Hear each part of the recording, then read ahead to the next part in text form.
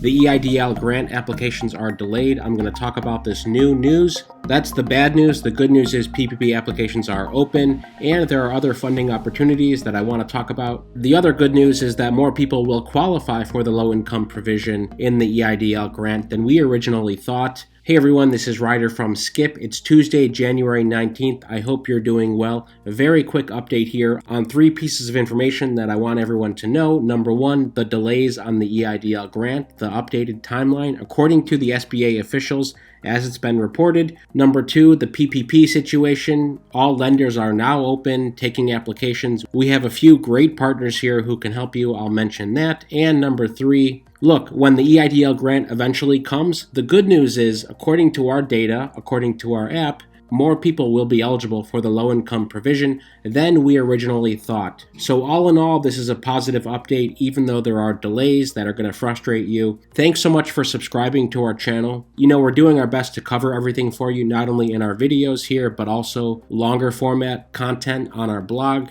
If you want to dive deep into details, get links, see resources and data, we have all that on our blog, of course, and on the app as well. You can scroll all the content here. And of course, we are still giving away all of our YouTube revenue back to subscribers of our channel. First, the EIDL good news, then the EIDL bad news. You know, when you go to trackeidlgrant.com, you can get the free app. But basically, what we found that surprised us today is we looked at the data of the hundreds of thousands of people that are using our tracker. Based on self-reported data, over 40% qualify for the low-income provision. That's good news. A lot of people are freaking out because they don't qualify yet. And again, we think the SBA delays are because they are spending the time to carefully put together the right way to determine eligibility. But based on what we know, based on the IRS data that was in the law, we have found that over 40% of the folks that inputted their business address would qualify for the full 10K. So that's something to remain optimistic about. You know, at least if we're going to have to wait, at least you'll know that 10K may be coming for you, okay? So, and the PPP funding. By the way, the lenders are open today. I talked about this morning, our recommended lender, Blue Vine. You can go to trackpploan.com. It literally takes 5 minutes to do. It's such a great form. They clarify everything. All the questions you have that I've spent lots of time talking about in videos, they clarify beautifully on their form. Go to trackpploan.com. The link is in the description. And it is great if you are independent contractor, self-employed, sole proprietor. This is for you. So get a head start on the PPP applications. We have 2 other lenders, Credibly and Funding Circle, also in the description. But between those 3, you should have your bases covered. And these are forgivable. So if you want to watch the video I did this morning, I go through the 5 steps. But the 5 steps take about 5 minutes total. And then you have peace of mind. You can say, okay, I took action. All I have to do is wait now. And I will, and the last plug I will give for the PPP, the SBA has significantly improved the process here. So I know thousands of people that were scared away from the first time. They didn't understand how to spend it, what to do, how to apply. So many of those fears we found in hindsight were overblown. So you don't need to worry about this. Again, you can go here, trackpploan.com. But finally, the question that millions of you have been waiting for, what's going on here? When will they update this form? We thought 10 days ago, then we thought on Sunday night. There were rumors about that. According to SBA officials, they now say mid-February. And here's why this is more complicated than the first go around. And I think it is a good thing that they are taking the time. I mentioned in a couple videos why this is so important, but let me just hit the 2 main points. Number 1, there was so much fraud in the first go around. There was so much fraud on this form. They want to prevent that. You know, they would rather do it right than do it wrong. Same thing with the IRS when it comes to stimulus checks. They'd rather do it right than do it wrong.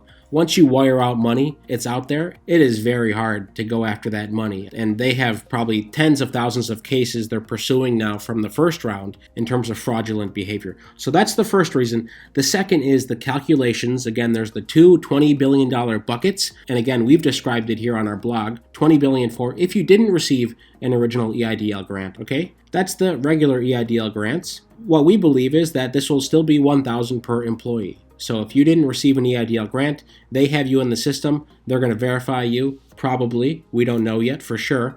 And then hopefully they'll get back to you and say, hey, Joe, we saw you applied back in July. We ran out of funding. Here you go. Here's your 1K, your 5K, your 10K. No need to apply anymore. Again, I hope they communicate better. Criticism across the board with the SBA is they're terrible at communicating. They should give people heads up and basically say, everyone sit tight. We're going to do this in an orderly fashion. First, we're going to do the original EIDL grants, phase 1. Then we're going to do the low income, phase 2. That would be so much clearer. So then everyone who was anxiously awaiting news would have a timeline in mind. To me, that's not very difficult. Also, this is not that complicated, to be honest. I mean, from a technical perspective, it is not that complicated. But I'm glad they're taking the time and being thorough and doing it right. And the other thing too here is if you are in a qualifying business in a low-income area, and of course, as I just said, based on our self-reported data, 40% of you have classified yourself in a low-income area. That's much higher than I thought. I thought maybe, 10-20% of you will be able to get the full 10K.